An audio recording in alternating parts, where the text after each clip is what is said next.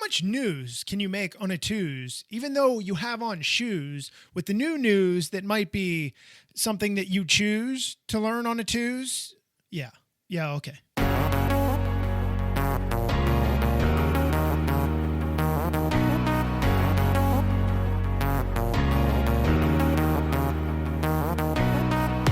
This is News on a Tues, and today we have a plethora of talking points. We have some really cool things that are going to be coming your way, and at the same time, lots of new things that LEGO is undertaking. Something that we haven't seen in a certain theme, in a certain realm, or maybe we have, just in a little bit of a modified version, but some really cool things coming your way very soon. So welcome in, everybody. This is News on a Tues. This is volume number 3. And today we're going to talk about the new LEGO Super Mario. Just a quick synopsis, if you didn't listen to the episode with Brian Saviano, Mr. Bricks O'Brien. And then we got some LEGO ideas news, and then even with a gift with purchase thing to talk about, because at the end of the day, those are really important things, especially if you're going to buy something. You want something on the back end, without a doubt. You want to be able to buy something and say, you know what, I'm going to get something free at the same time. So let's go ahead and dive into some of the Super Mario stuff. So Super Mario, the new Super Mario stuff, we had already talked about it with Brian a little bit, but there's some cool sets that are coming out. And when you talk about a price point for a wave, it's really not that bad. It is really not that bad at all. And if you look in things like the Bowser's Airship, when you talk about playability and displayability, that's huge. When you talk about the Resner Knockdown, I don't really know what to think of that, other than it's going to expand your course and you're going to be able to have fun and stuff like that with it. Obviously, that's not from the traditional Mario game as we know it, but it is within that realm of Mario and stuff like that. So people are going to find their way with that. They're going to enjoy it. And the build for it is probably going to be something phenomenal. Technic, movement, anything. When with these Mario sets, there's a lot of technic movement in there to be able to do these functions. And it always turns out to be phenomenal. It really turns out to be something that you are really excited to be able to build and then play with on the other side. Even if you're really not into playing with it, the idea behind the movement build of things is really cool. Plus, you get a lot of cool printed things and different colored pieces with the Mario sets and the Luigi sets. So there is that at the same time. This other one here, the Lakitu Skyworld. Now, I remember Lakitu from the Super Mario 3, and I hated this dude. He was always tossing stuff. I remember him from the original Super Mario Brothers, the first one, and he's tossing out those balls that turn into those little creatures. I hated him. I still hate him when I fired the old Nintendo up and I'm like, for real? Could we not? But here's a good way to be able to get an iconic character for the Mario realm. And obviously you're getting other things that come with this, but the idea behind it is really, really interesting. Now, something that Brian touched on that I want to go back to, and I really want to discuss a little bit further. And what I'm talking about is one of the sets. It's called the Boss Sumo Bro Topple. Okay, this thing only has 230 pieces. It's not very big, but what Brian was talking about is having the ability to be able to have a 2-player game, more playability for more than just one person. Adult, kid, doesn't matter. Human in general. So I like the idea that LEGO is really taking these things and making them 2-player, because 5-year-olds want to play together with each other and they want to topple this thing and see who can knock him off and, get the points or whatever, that kind of stuff. That is the way that thing, that sort of thing, that idea works with kids. They love that kind of stuff. And it's a very important thing to be able to do, to be able to play with. I really like that idea. And then you talk about the adventures with Luigi, and you get a Luigi similar to Mario, pretty much similar, just different, a few color changes and stuff like that. The similar pieces that come as far as a build, as far as a starter course, but the starter course itself with him is actually a little bit more advanced, I guess you could say, with the build that it has there with the 3 platforms. I really think that's an interesting idea. And at day's end, having Luigi is a really big deal. It's just a really big deal. So you have your Luigi, you have your Mario, or like Brian said, you can have 2 Marios and 2 Luigis. It doesn't really matter. But at day's end, you have so many opportunities to be able to do different things as far as play goes. And that's what kids are looking at and stuff like that. And I think it's really interesting. Again, new pieces, cool pieces, recolored of these newer version pieces. It always works really well. So the next thing I wanted to touch on was Lego Ideas. Now, Lego Ideas has just done their recent results. There were 25 different projects. A lot of them were really, really good. A lot of them. I wanted the garbage truck. Out of anything, I wanted the garbage truck just because I'm a weirdo. I know. But the way that thing worked, I was like, man, I want this thing so stinking bad. We already knew the police modular was not going to happen. Big airplane, unlikely. Jumanji, highly unlikely. There are things that were up there, IP aside, that could have made it in. That could have been really done well. Unfortunately, the Coliseum, that wasn't going to get through. That's gonna kill you, right? As a creator, it's gonna kill you. So the choice that Lego made is the motorized lighthouse, and I was privy enough to know this information back at the end of May when Samuel Johnson, the head of the Lego Ideas team, said, "Hey, our next project is going to be this," and I was like, "Wow." Really cool. With the motorized top of the lighthouse, he had mentioned they're going to try and do some other things to incorporate into that.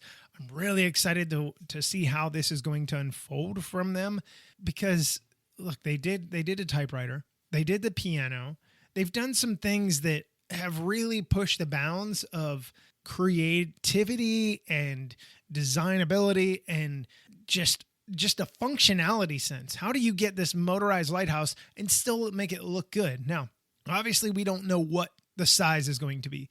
I imagine Lego Ideas with this set, this is probably going to be pretty large. I could easily see this being $250 USD without a doubt. I really fully expect that to be the case. And, why would you not? It's going to be a larger build, hopefully. I'm hopeful that it's a larger build because at the end of the day, here's the thing. There's a few things here. If you have a city, you could easily fit this in. If you don't have a city, you can still fit this in. This fits in with a number of ideas as far as what you want to do as far as displayability. You want to put it on a shelf and display it, flick the switch or app controlled or whatever, the light comes on, and you're showing your guests and they're like, wow, that's so cool. Your friends come over and you're like, oh my God, look what I got. That's fun stuff. That's what adults like to talk about. Hey, look what Lego said I bought. Look what I built. Isn't this cool? Huh? Isn't this cool? Yeah, it's cool. And I gotta commend Sandro Quattrini. I probably butchered his last name, but I gotta commend him on this set. It's really cool. It was something that at the initial time I probably overlooked. Just because it wasn't something that was really in my eyesight. You can find out what has reached 10K and stuff like that, or what is really pushing up as far as vote get. And it just wasn't something that really stuck out to me. Again, I'm a weird person. The trash truck, recycling type truck was what stuck out to me because that's where my head is as a kid in a certain realm, But what is interesting is that this is going to be more of a norm. I know a lot of people are like, one project, they chose one single project. And here's the thing. Hassan that handles the Lego Ideas stuff as far as the submissions and stuff like that. And he's part of the review process and things like that when they select these sets. We all know what the last, 15, 16 months held for us, for most, with coronavirus stuff. A lot of people were at home. Lego sets, you couldn't find it anywhere. They were sold out. And people were at home. People were building. They were creating ideas. They were coming up with new ideas. And that's where a lot of, I think, the boost in the Lego Ideas platform came from. I mean, we're talking about the next review has 57 projects. 57. That's a lot. Now, there's probably only a good 10 of them that really have a legit shot at getting through. And I'm not saying that to, denigrate anybody. All I'm saying is at the end of the day, if it has an IP, it's going to be hard to push at this point. And I'm not saying it can't, because you have Seinfeld and you have, Sonic. We've had other things in the past, but I think those are the odd rarities. I think you also have to consider, if you're going to do an IP, how well would it sell? Seinfeld has a massive following. I'm a Seinfeldian, crazian. I'm not a Friends person. I'm a Seinfeld person. That, for me, yeah, hands down, day one purchase. And you're going to have that group. Same with Sonic. You're going to have that group. Just like if Nintendo and Lego did not have a contract together, did not have an agreement, this partnership together, Nintendo stuff would probably eventually get to that point, assuming on how much Lego would have to pay for the IP type stuff to be able to push that through. Now, I'm sure it's much cheaper to go through this partnership that they're doing than, having a bunch of different ideas submitted. Anyway, I'm getting off topic a little bit. But the idea that, you had this many projects this time around and you have 57. So what Hassan was saying at the Fan Media Days was that they expect the next review period, not the one that has the 57 projects in it, the next one to have 83. 83. And here's what they were showing. They were showing their numbers. And what he was getting at was, we've seen a steady increase in traffic on the website. We've seen a steady increase in projects being submitted for review, for vote, and that hasn't dwindled yet. And I know a lot of you out there are like, well, either choose more or put the number up higher. Maybe it needs to be 15K or 18K or even 20K. And they're not doing that. And the reason they're not doing it is this. They're essentially waiting to see, is the bubble going to pop? Is it going to burst at some point in time here in the next 6, 8, 10 months, a year? Is that going to pop? Is it when everybody, Texas is already doing its own thing. We've been doing our own thing for a while. But some of the European countries and, Far East Asia countries and other states here in the United States, other countries in the Americas, when everything goes back to I'm going to use this term loosely, normal, is Lego Ideas going to be as important to creators as it was in the past? Or are we just seeing the spike because people are stuck at home? Or are we seeing the spike because the idea of Lego Ideas has gotten that great that people really, really, are building and want to contribute and want to have that ultimate dream of having a set made? I mean, there is a very real possibility that is the case. It is absolutely, that is the case, or it could be the case. But at day's end, that's why the Ideas team, including Sam, including Hassan, all of them, they're just kind of taking a look, sitting back, taking a look, looking at the data and trying to figure out, is this going to continue, or is this just kind of a one-time deal? Are we going to have 83 projects? Are we going to have 106 the time after that? I mean, we don't know. And I'm sure at some point in time, if the numbers continue to rise, there will be a change that is done. Lego's very good about that. Some of you disagree with that, but there will be something that gets done to be able to separate the better projects or the better backed projects versus those that are not. And I hate to say that at the same time, because you have somebody that, like NLR Creations, we've had them on before, and their project reached support to a certain degree, but the problem is getting out in front of people. Yes, people are going to get on a Lego Ideas website from time to time, and they're going to say, you know what, I really like this. This is really cool. I think this was phenomenal. But at some point in time, you have to realize that a lot of this is not going to necessarily happen for you because you don't have a reach. And I'm not saying you don't necessarily, but it has to be something that gets in front of people at the right time, tickle their fancy, and at the same time, be good enough to challenge. I mean, we're talking about 57 in the next round. So if you were to get 10K, the designers are picking between 57, and let's say they only choose 3. That's 54 people that go home crying or like, oh, crap, I got to do it again. That's potentially the case. I think we've kind of gotten used to the idea that so many projects are going to be chosen and we're going to get, 4 or 5 chosen from each round. And it didn't happen. And this time around, when they choose one, people are like, oh my God, seriously? But I don't know exactly why their reasoning is the way it is, but it's the way it goes. So there is that. So I know it's a sad thing. Some of you are going to say, what on earth? What on earth is even happening? And yeah, I mean, I hate to say it is what it is, but unfortunately it is what it is. So one of the last things I want to leave you with, the GWP, the gift with purchase that's going on. So Children's Day, which I'd never even heard of here in the United States, but Children's Day, you guys can you have an opportunity to pick up this lovely and awesome Lego ship, swinging ship. It's a really cool looking little deal. Some people are saying, could this be what we could expect out of like the next carousel ride?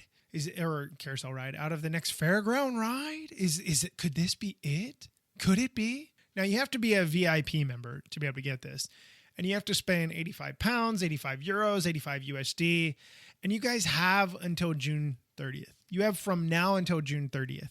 So what do you have to lose? If you're in the US, not a whole lot has come out recently. A few things at the beginning of the month in June. Daily Bugle is still out.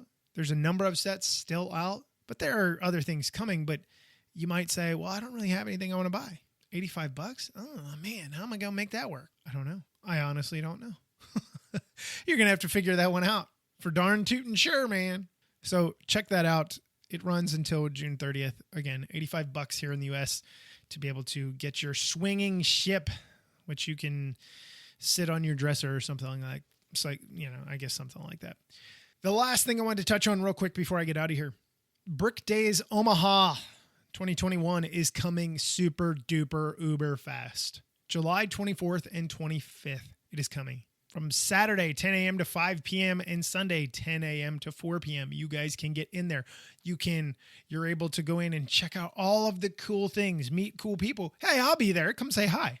We'll be doing a live broadcast. So we have some of the creators of some interesting mocks that are there. And we even have some stuff to give away. But gold and silver VIP or VIB ticket holders will have exclusive access to special activities and vendors on that VIB Friday. Yes, I do mean B intentionally. This place is located at Mid-America Center, 1 Arena Way, Council Bluffs, Iowa, 51501. If you have not booked a hotel room or you have not bought a ticket yet, you better do it. You better get in there and you better have some fun because it's going to be a blast. We'll be there on Friday and on Saturday. So if you're coming Sunday, I'm not going to be there. We'll be there all day on Saturday. Like I said, we'll be doing a live show and chatting with people for other things coming up in the future. So check it out. If you're in the area, you definitely should consider it. It's a lot of fun. Those shows are a lot of fun. Those people are really interesting to talk to and see their mocks and stuff like that.